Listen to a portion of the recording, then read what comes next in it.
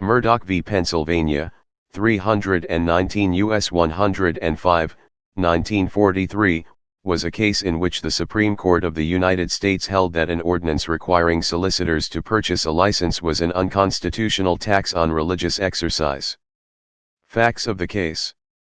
The borough of Jeannette, Pennsylvania, had an ordinance that required solicitors to purchase a license from the borough. Murdock was a Jehovah's Witness who asked for contributions in exchange for books and pamphlets. The city claimed that it meant that he was selling them, and a license was required.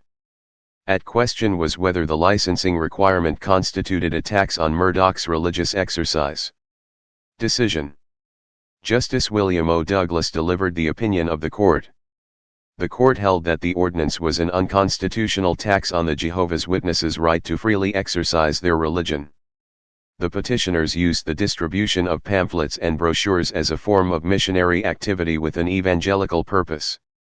Not all behavior could be allowed by claiming that it was a religious activity.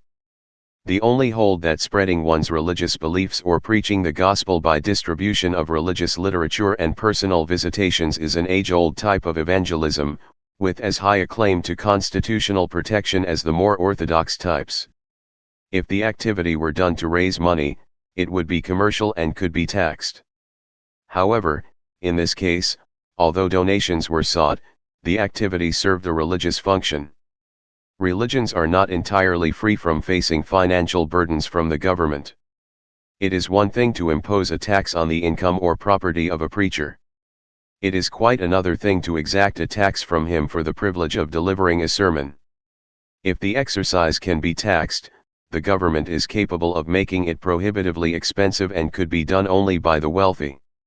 The state claimed that argument was unimportant because the tax was not expensive in practice.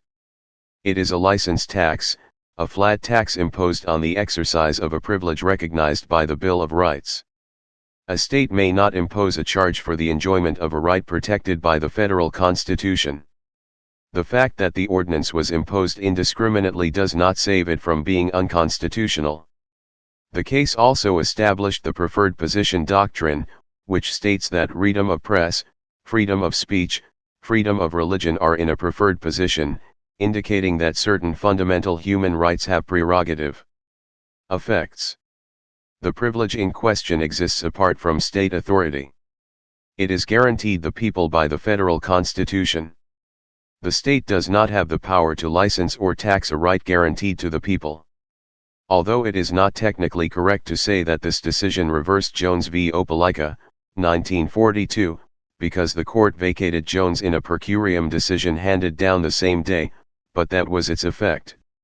Murdock is a landmark decision that had the effect of allowing Jehovah's Witnesses and other religious groups that sold literature door-to-door to avoid paying licensing taxes to distribute their literature.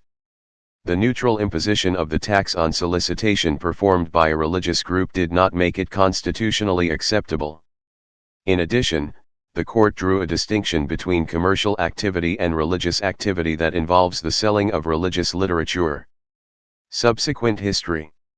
Subsequent cases such as Texas Monthly Incorporated v. Bullock, 489 U.S. 1, 1989, have emphasized that Murdock stands for the proposition that a license or occupation tax designed for commercial salesmen cannot be constitutionally imposed on religious missionaries whose principal work is preaching but also sell religious items for small sums if the tax is far from a negligible burden, and the activity is central the practice of religious faith. However, Murdock does not extend to stand for the broad proposition that a tax can never be imposed upon a missionary and that it necessarily restrains the free exercise of religion.